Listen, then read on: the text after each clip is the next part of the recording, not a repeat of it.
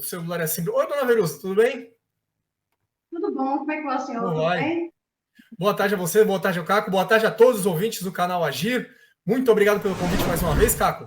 E vamos lá, pau na máquina, que a gente vai falar hoje da decisão do Zanin e do Alexandre de Moraes, né? Isso. Vamos dar uma pincelada, pessoal, como é que estava essa história. Revisão da vida toda, em dezembro do ano passado, o STF julgou procedente, julgou válida a tese, dizendo que os segurados têm o direito a incluir no cálculo dos seus benefícios os salários de contribuição anteriores a julho de 94.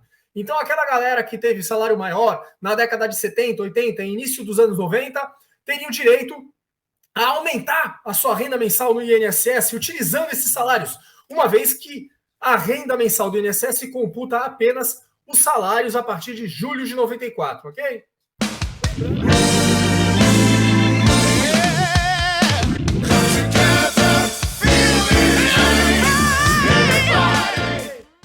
Lembrando que nesse quadro apenas estão presentes os que receberam benefícios entre 1999 e 2019, durante esses 20 anos, porque em 99 foi criada a lei questionada com essa ação, e em 2019 veio a reforma da Previdência que estabeleceu nova forma de cálculo.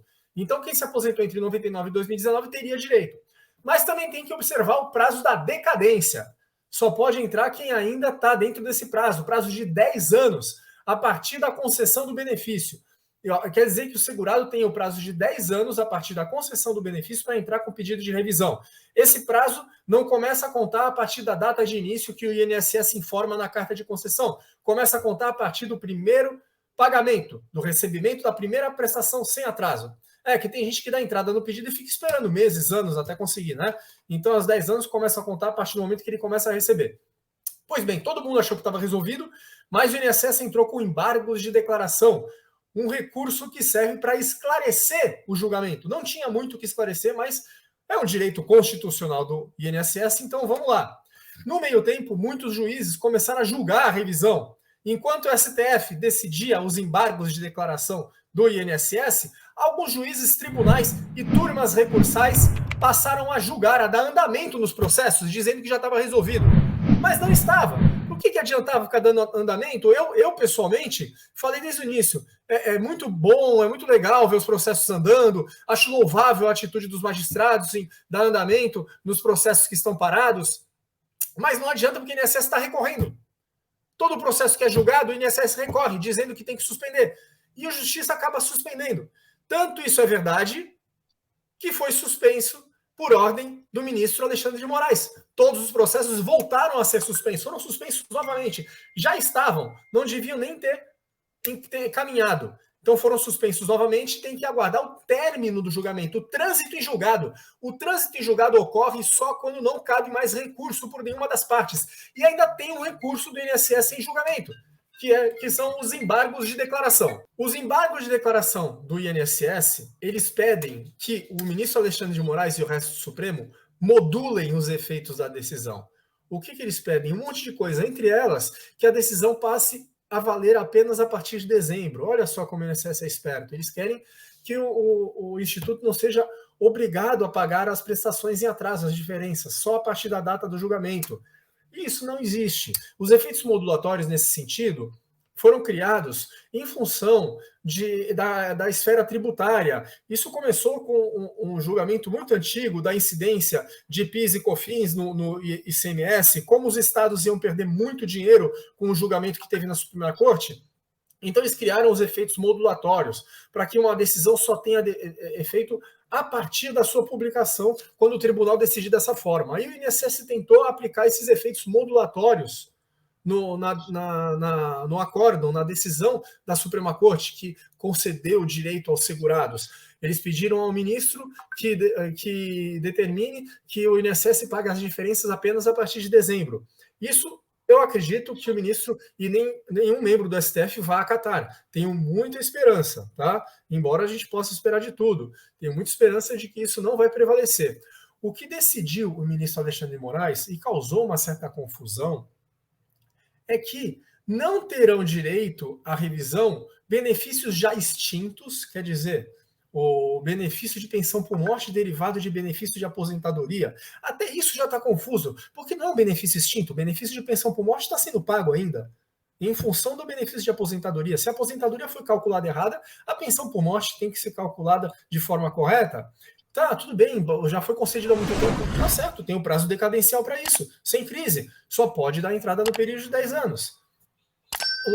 Benefícios extintos podem ser interpretados como benefícios que já não são pagos, não estão mais pagos. O segurado recebeu um auxílio-doença durante 5 anos e quer a revisão do que ele já recebeu. Isso pode ser considerado um benefício extinto. Aí já começou a confusão. Outra coisa, o ministro decidiu que não terão direito às diferenças os segurados que tiveram seu processo já julgado. Quer dizer, quem já teve a revisão da vida toda julgada, um trânsito julgado, quer dizer, não cabe mais recurso, e teve esse pedido indeferido, pode entrar de novo com a ação, mas para receber a partir da decisão de dezembro do ano passado. Gente, isso é uma salada, eu vou explicar. Na verdade, fico feliz que as pessoas possam entrar de novo, mas existe uma coisa chamada, um instituto chamado coisa julgada. Isso é novo no direito que o ministro fez. Um assunto que já foi julgado não pode ser discutido, mas ele disse que aqueles que tiveram sua ação julgada improcedente podem entrar de novo, mas não podem receber os atrasados anteriores a dezembro do ano passado. Ótimo, melhor para essas pessoas, pelo menos pode entrar de novo, só não vai ficar com os atrasados. Mas tem muita gente achando que o ministro quis dizer que as pessoas não vão ter direito aos atrasados, que todos os segurados não vão ter direito aos atrasados, só vão poder pleitear as diferenças a partir de dezembro do ano passado. Eu, pessoalmente, não entendo que o ministro quis dizer isso. Isso que a gente estava conversando, né, Caco? Não me parece ter sido essa a posição do ministro. Ele, inclusive, disse que não vão mais discutir a decadência, certo? A decadência continua valendo, o prazo de 10 anos, mas que o pagamento dos atrasados deve respeitar o marco inicial como sendo o acórdão para aqueles que já tiveram um processo julgado. Isso também causa interpretação dúbia, porque quem disse que é um processo julgado relativo à revisão da vida toda? Tem gente que teve o benefício concedido na justiça, ele pode estar querendo se referir a isso. Eu tive minha aposentadoria por tempo concedida na justiça. Ok, o teu cálculo foi feito na justiça, não cabe mais discussão. Talvez ele queira dizer isso. Olha, com todo respeito ao ministro Alexandre de Moraes, ele criou um voto que gerou mais dúvida ainda. Temos 3 dúvidas aí que eu acabei de falar, né? Quais são os benefícios extintos? Que ação ajuizada, transitada em julgado ele está se referindo, que é a revisão da vida toda, é uma ação que concedeu benefício, e quem tem direito apenas a partir do acórdão são os novos beneficiários, os anteriores, aqueles que já entraram com a ação, pelo que ele disse, aqueles que já tiveram ação transitada em julgado. Então, olha, isso, infelizmente, Caco, Verusa, vai gerar ainda muita discussão, vai demorar para ser resolvido, porque acabou de gerar mais um questionamento, mais uma dúvida. Me parece que o INSS vai entrar agora com embargos dos embargos, né? Bom, doutor, pelo que eu entendi, os efeitos modulatórios que o Alexandre de Moraes se referiu é só para quem teve já transitado em julgado e não recorreu da decisão. E que vale os atrasados de dezembro de 2012 para 2022 para cá. Os processos que estão em andamento, que estão ainda vão ser julgados, esses têm direito, sim, aos 5 últimos anos. Foi o que eu entendi. Sim, é o que eu entendi também. É o que eu entendi. Que aqueles que estão em andamento vão ter direito. Ou que já foram julgados, mas não transitou ainda em julgado, que ainda cabe recurso. Beleza. Correto. E quem quiser entrar também, o cara quer entrar agora com a revisão da vida toda, entra, vai ter direito a todos os atrasados. Foi isso que eu entendi. Mas convenhamos, olha, pelo menos o trecho do acórdão que foi publicado gerou muita dúvida. Vamos aguardar, agora temos mais 10 ministros para votar. E para melhorar tudo, o novo ministro, Zanin, pediu a suspensão, pediu vista. Então ele pode ficar 90 dias com o processo antes que ele seja pautado. Ele pode devolver semana que vem, pode devolver mês que vem, pode devolver amanhã. Mas se demorar muito, só em 90 dias a corte pode voltar a julgar. Eu tenho uma dúvida quanto a isso. Eu até estava discutindo com um inscrito aqui que colocou, que disse que eu falei errado. O senhor lembra que o ano passado quem pediu vista do processo da vida toda foi Alexandre de Moraes, na primeira votação. Ele ficou 8 meses com o processo em vista. 8 meses? Foi 8 meses. E aí existe o artigo 204 do regimento interno da Casa do STF que diz que é 90 dias prorrogável por mais 90. Sim, sim, Só que sim. não existe uma penalidade para um ministro que não devolve. Não existe, nem pode haver, nem pode haver.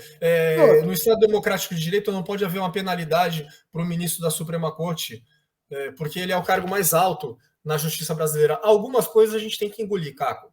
É aquela história. Não, eu só fiquei na dúvida, doutor, porque esse senhor, o senhor Godoy, inclusive deve estar vendo a live, ele foi rígido comigo. Não, eu trabalho junto com o doutor Badari, que está junto na ação. E o que você fala não procede. Eu disse, meu amigo, está no artigo 204 do regimento interno do STF. Não sou eu que estou falando, é o regimento interno. É 90 dias e acabou. Você chegou a conversar com o doutor Badari?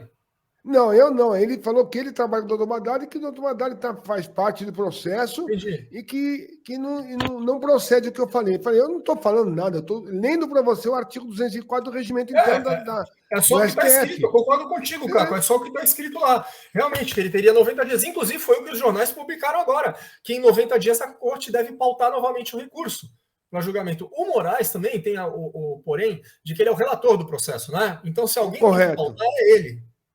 Talvez seja por isso. Existe, inclusive, no artigo 204, que se o relator perceber que esse pedido de vista é para prejudicar o andamento do processo, ele pode ignorar. Não, sim, mas aí, isso aí é poder discricionário do julgador, não é vinculado. O relator que decide se existe essa intenção ou não de prejudicar. Exato. Então, pelo que eu entendi, o Moraes não está nem um pouco preocupado em utilizar essa norma. Ele está preocupado em julgar da forma que ele entender mais adequada. Quando isso eu concordo com ele, mas realmente é uma situação justa. Ele pode ficar 8 meses com o processo porque é ele que decide quando vai ser pautado novamente.